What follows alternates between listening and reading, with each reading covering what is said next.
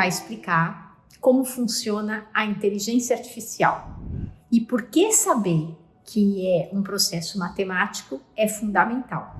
Para começar, eu queria relembrar alguns vídeos que já foram aqui feitos nesse canal sobre a importância da inteligência artificial nas escolas, sobre se as nossas mentes poderão ser substituídas por inteligência artificial ou não, quais os principais desafios que o uso indiscriminado da inteligência artificial nos impõe e como a era quântica pode acelerar esse processo de uma forma que não conseguimos avaliar.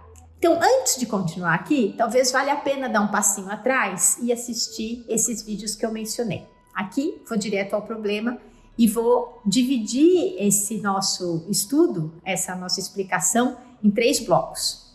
Para começar, vamos falar um pouquinho de redes neurais e quais são as técnicas que as embasam. E lembrar que existem 2 tipos principais de inteligência artificial. A inteligência artificial preditiva, portanto, prevê resultados futuros com base em dados, isso é, analisa padrões de tendência e tenta encher os buraquinhos. E aí a generativa, que usa algoritmos de aprendizado de máquina, os famosos machine learning, para criar conteúdo novo.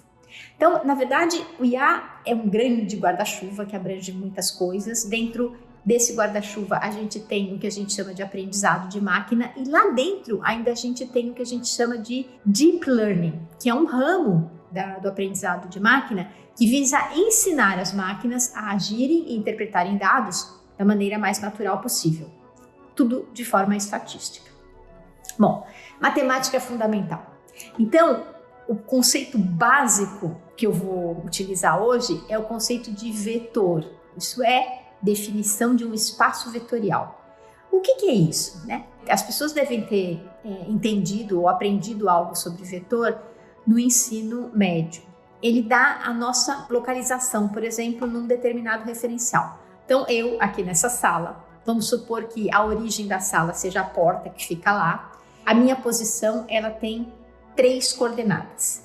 Tem a coordenada que segue aqui, da largura da sala, a partir da porta, a coordenada do comprimento da sala, a partir da porta, e ainda a minha altura com relação ao chão. Então, a gente costuma chamar essas 3 coordenadas de x, y e z, e elas, de fato, definem um local num espaço que é um espaço plano, ou num espaço que a gente chama de cartesiano. A segunda informação importante é o que a gente chama de produto escalar.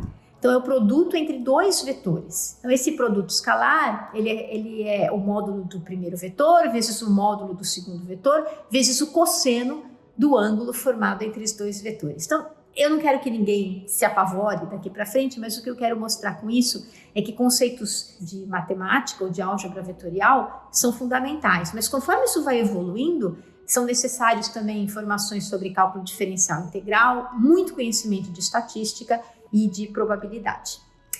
Bom, esses conceitos básicos de espaço vetorial, de produto escalar, do cosseno entre os ângulos, eles são fundamentais para a gente entender o que é similaridade entre palavras. Então, o que a gente vai fazer é mostrar como transformar palavras em um conceito que envolve vetores. Essa é a minha proposta nessa primeira parte do curso. Então, o que a gente faz é transformar uma frase em tokens, também conhecido como tokenização. Então, eu vou usar aqui um dos modelos que faz isso, que é conhecido como modelo Bag of Words, saco de palavras. E vou escolher 2 frases. A frase 1 é o seguinte: a firma SpaceX financiou a OpenAI.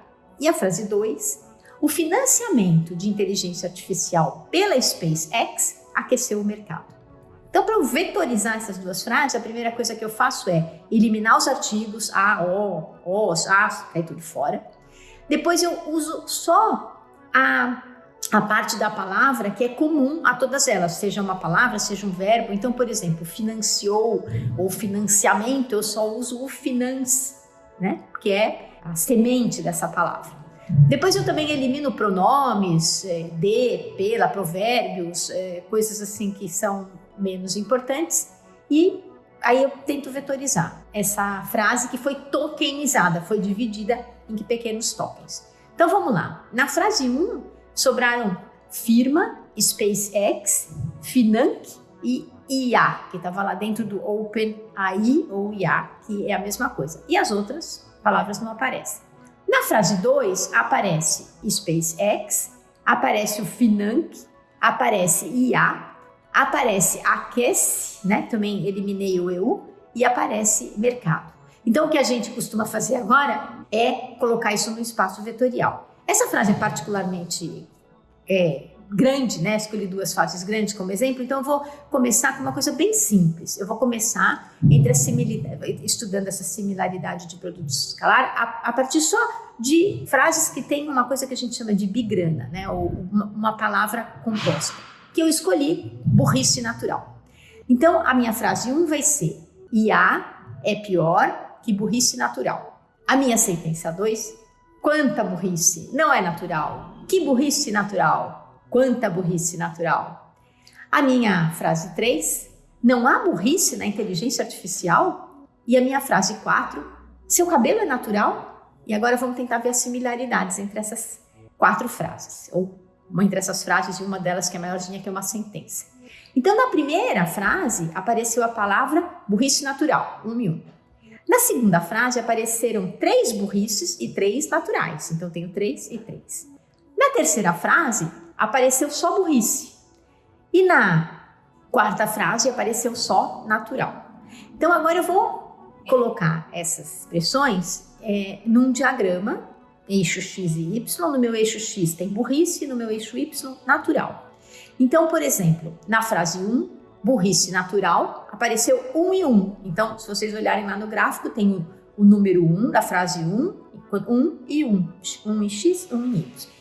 A frase 2 é 3 e 3, então esse número 3 está 3 em X, 3 em Y. Na frase 4 é 1 e 0, então ele está no eixo X, 1 e 0. E a frase 4 é 0, 1, ele está completamente no eixo Y. E agora eu vou olhar para os cossenos entre esses vetores. Então o cosseno entre 1 e 2 é 0, porque na verdade esses vetores são paralelos. Cosseno de 0 é 1, similares. Entre 1 e 3, esse ângulo dá 45 graus. O cosseno de 45 graus é raiz de 2 sobre 2. Tem alguma semelhança. O cosseno entre 3 e 4 é cosseno de 90 graus, que é 0. Portanto, a frase 3 e a frase 4 não têm similaridade nenhuma.